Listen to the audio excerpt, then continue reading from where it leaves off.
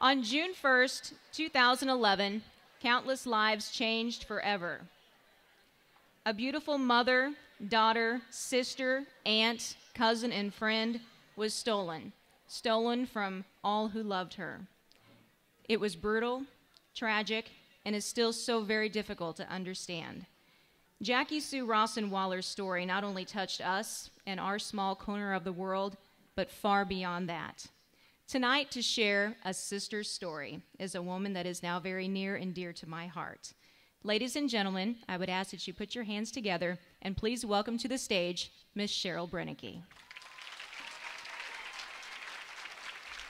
I am Jackie's big sister, a very proud big sister. My husband, my awesome husband, and I are now raising Jackie's 8-year-old triplets, and they just had a birthday last Monday.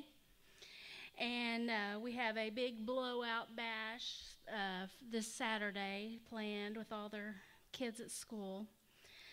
They're Avery, Maddox, and Addison, of course, is their names. With lots of help from my mom and my dad and my brother and his awesome wife, we're all pulling together and doing the best job we can. We have publicly thanked the law enforcement, prosecutor's office, search and rescue, but somebody that's always been edited out, and I wanted to make sure that they knew how much we appreciate them, is the Division of Family Services. They have worked so hard and with all their hard work and devotion to protect all the kids in the system. And this system is so overwhelmed with kids in such terrible situations. They fight to protect them every day. Thanks to them and all their hard work, the adoption will be final the 12th of next month.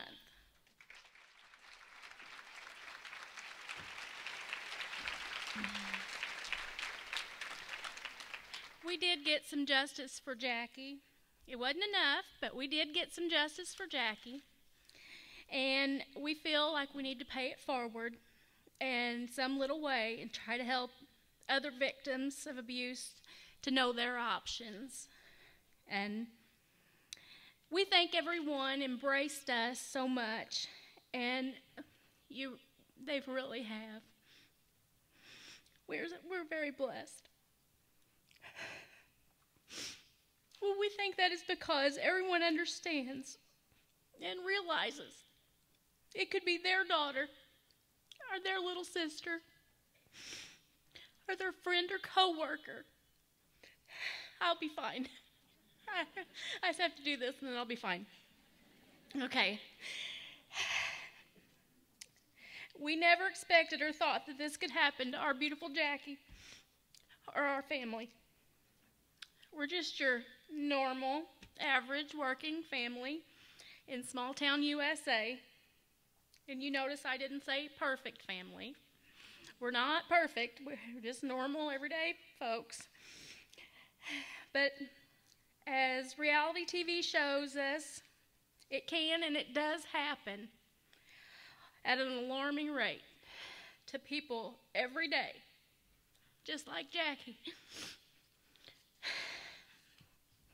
We grew up in Farmington, about an hour and 15 minutes north, and after graduating high school and Mineral Area College, Jackie moved down here to attend SEMO, and she stayed 20 years. We now understand why she liked living here so much.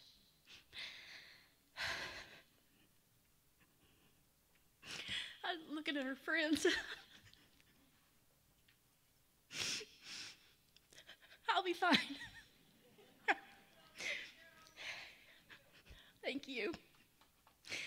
She loved her job as manager at Anthem Blue Cross so much, and she had so many wonderful friends that cared about her so much.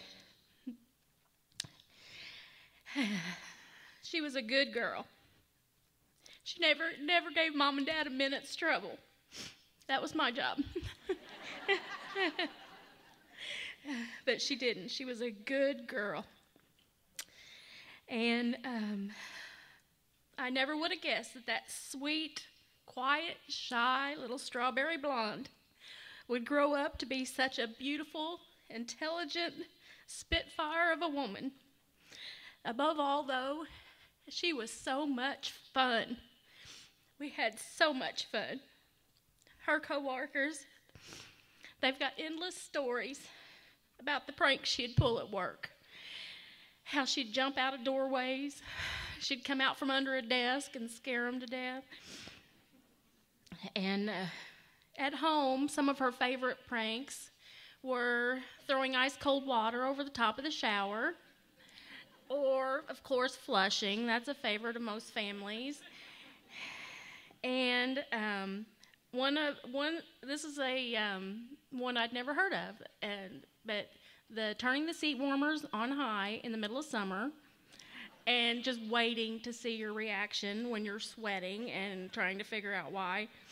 When the air is on, and you're going, why am I so hot? And the ever popular, my dad is famous for, and she followed family tradition, I guess. Anytime you walk in front of her car, she had to honk. She'd just laugh and slap her leg and say, "It just never gets old." She loved to do that. We didn't think Jackie really wanted to have children. And for the longest time, we thought she's just not going to have any kids. And all of a sudden, she decided she did. And then she discovered that she might not be able to. So she said she was going to try in vitro fertilization. And if it didn't work, would I consider being her surrogate? I am so glad we did not have to do that. The second round of in vitro worked, and she embraced being pregnant with triplets from the word go. She was so excited. They were the light of her life. Everyone was amazed at how she took it all in stride. She made it look pretty easy. And one of my very favorite memories of her and the kids, after they got big enough to talk and everything, they'd say, "Mommy, why did God give you 3 babies?" She'd say, "You know why?" And they'd say, "Because he knew you could handle it." And they'd just laugh. She'd say, "Yep, he knew I could handle it." She had an amazing way of laughing off all of the craziness that comes with 3 babies. And believe me, it is crazy. And I would be in the car with her and 3 crying or fighting kids. And I would seriously be contemplating jumping out. And she would just start laughing because she could see the look on my face, And I would be like, "This is insanity," And she would just start laughing. And it was always just like, "What are you going to do? Might as well laugh." No sense getting upset. I think she gets that from Mom.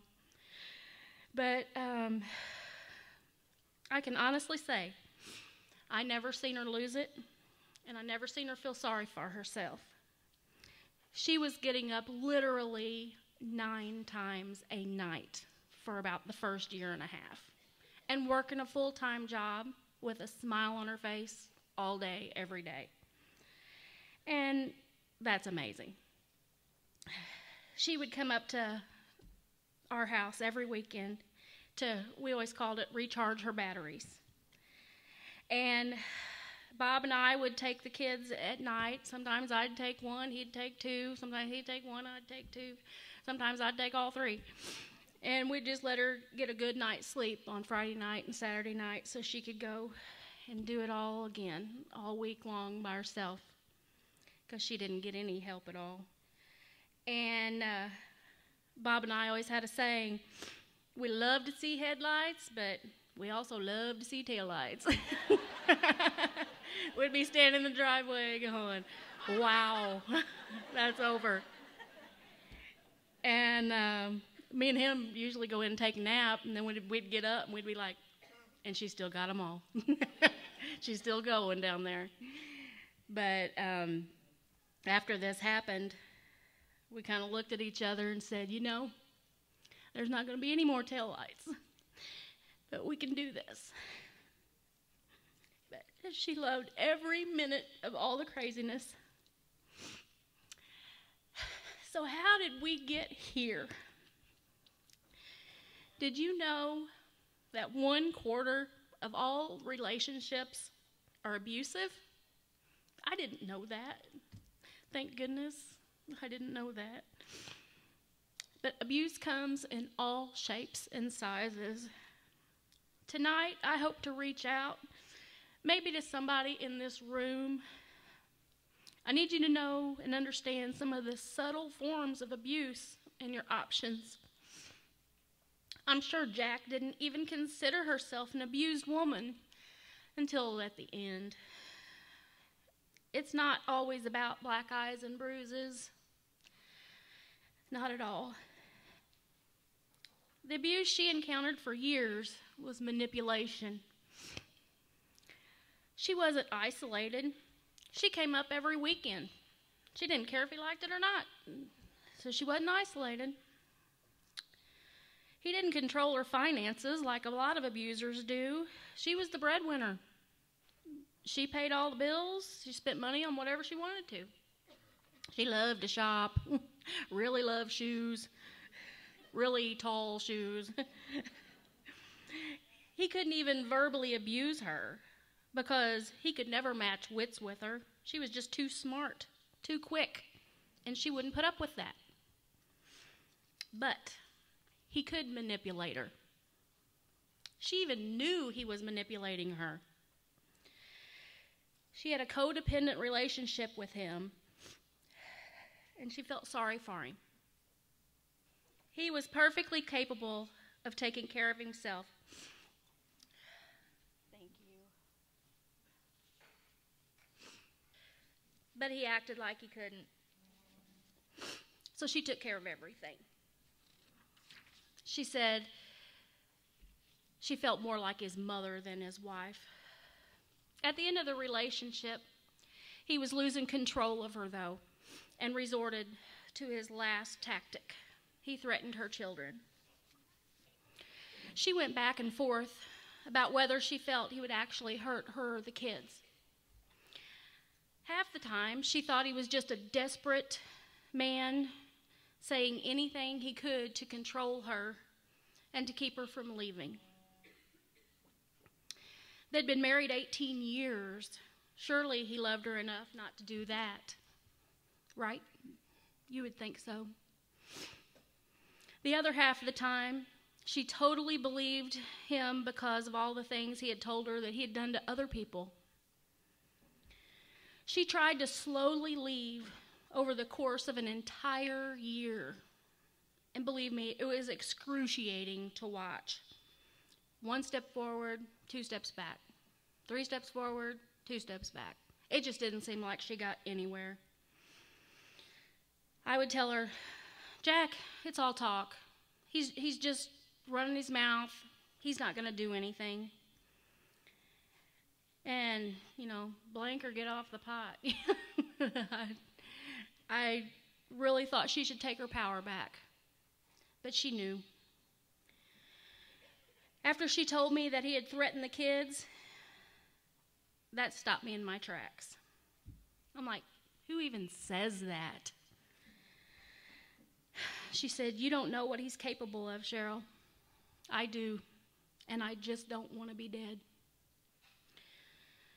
She thought she could control the situation enough and keep everyone safe. But we know now that she couldn't.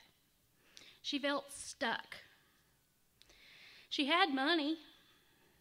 She didn't need to go to a shelter, right? People that have money don't go to shelters, right? She wouldn't let us intervene, said it would just make it worse. Believe me, we wanted to send Dad, Bob, Brother Rob, a few other nieces or nephews down to have a talk with him. But she wouldn't let us. She said that only make things worse. And she was a grown woman. She was intelligent. We loved her, and we had to respect her wishes. So now, let's talk about the safe house. Everyone has a picture in their mind about what an abused person looks like. Me personally, I always picture Farrah Fawcett in that movie. Don't you? I mean, if you're of the same age as me, I always get that picture in my mind. But I had that misconception until this happened. Everyone has thoughts in their mind about what a safe house is like and what they offer. We really have no idea, guys. Yes, they've got hotlines. Everybody knows they've got hotlines, and they've got an emergency place to stay that you can call the police, and they'll take you to the safe house, and you'll be safe for the night. Well, did you know that they offer individual counseling to people and accommodate victims' schedules so their abuser doesn't even know that they're getting counseling? You don't have to go in the safe house to take advantage of these things. These counselors know the dynamics of these abusers and manipulators. They can counsel you to understand that they do not change, and you cannot control the situation or the abuser. They have support groups, so you can talk to other victims in your same situation and gain strength from talking to other women that are in the situation. They'll go to court with you. They'll explain each step of the way. And more importantly, they'll hold your hand through this. They will help you navigate the government agencies if you need them. Not everyone needs them. Some people do need them. This is amazing. They go into the schools, and they try to stop this in its tracks before it reaches another generation. Right now, the safe house in my area has got 3 generations of one family in it. Wow. Why? It's because they were never taught any different. They were never taught that they deserved respect and that they did not deserve to be treated this way. So I think that's an awesome program. And Tracy and the other gals at the Safe House up in Bonne Terre are trying to get that into our schools. And I hope we can make that happen. Did you know that some victims won't leave their abuser because they have pets? Never entered my mind.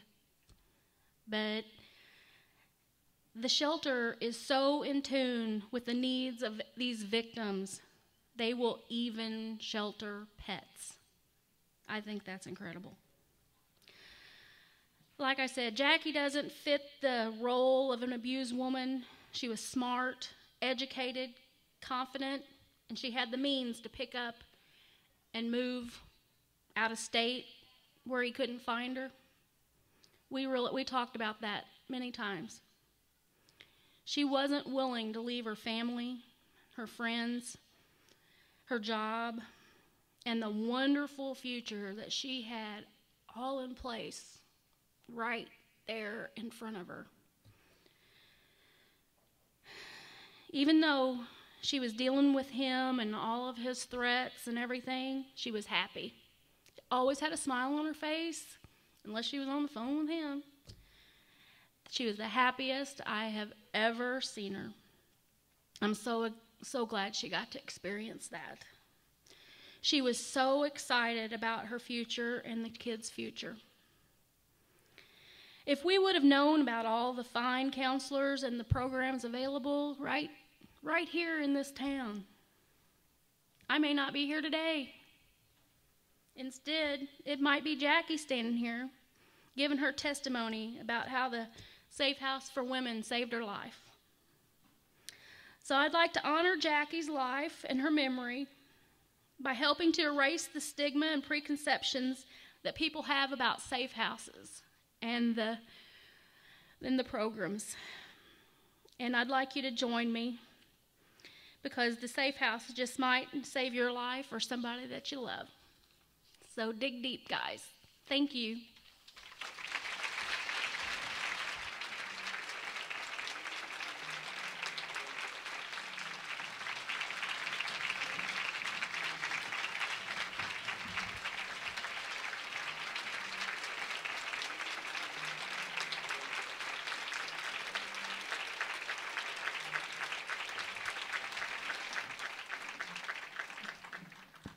Thank you, Cheryl. And I should mention that Cheryl is not alone here tonight. She did bring her husband, Bob, and Jackie's parents. I don't want to embarrass you, but Ruby and Stan, do you guys mind? Stan, you're over there.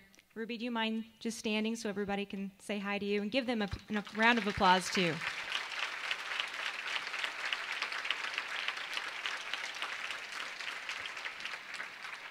Their family has inspired me over the last 2 years, and I know they have many of you as well. So thank you all so much for being here tonight. It really means a lot.